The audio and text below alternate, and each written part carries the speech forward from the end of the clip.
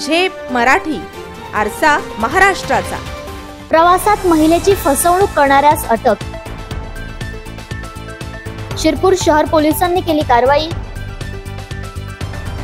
तोळाभर वजनाच्या सोन्या चांदीच्या बांगड्या जप्त। बस प्रवासादरम्यान महिलेची फसवणूक करून सोन्या चांदीच्या बांगड्या चोरणाऱ्या आरोपीला शिरपूर शहर पोलिसांनी अवघ्या काही दिवसात गजाआड केले।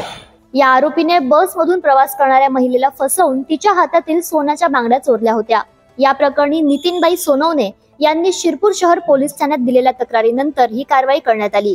दिनांक 21/8/25 रोजी शिरपूर शहर येथे वंदनाबाई रामदास सोनगिरे यांनी आपल्याकडे तक्रार दिली होती की दिनांक 21/8/25 रोजी त्या आपल्या नातीसोबत 11:30 वाजता सुमारास एसटी बसने शिरपूर बस स्टँड वरून चोपडा येथे जाण्यासाठी निघाले होते।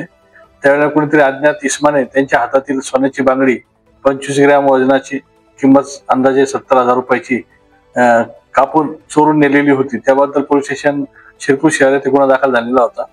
त्या गुन्ह्याच्या तपासाच्या दरम्यान शोध पथकाचे राजेंद्र रोकडे पोलीस हवालदार व त्यांच्या टीमने पाळत ठेवून शिरपूर बस स्टँड येथे इसम नामे शुभम दशरथ सूर्यवंशी वय 27 राहणार अंबरनाथ जिल्हा ठाणे या संशयावरून अटक केली आणि त्याला गुन्ह्याबाबत विचारपूस केली असता त्याच्याकडून सदर महिलेची चोरी गेलेली बांगडी 25,000 रुपये किमतीची, 25,000 ग्रॅमची, किंमत अंदाजे 70,000 रुपयाची रिकव्हर करण्यात आलेली आहे।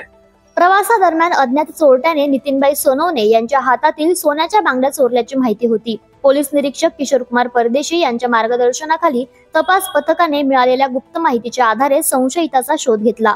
पुराव्यांच्या आधारे आरोपीला अटक करून त्याच्याकडून 1 तोळा वजनाच्या सोन्याच्या व 15 ग्रॅम वजनाच्या चांदीच्या बांगड्या असा एकूण 70,000 रुपयांचा मुद्देमाल हस्तगत करण्यात आलाय। अशाच वेगळ्या आणि ताज्या बातम्यांसाठी पाहत रहा झेप मराठी, आरसा महाराष्ट्राचा। संपादक प्राध्यापक अनिल चव्हाण, धुळे।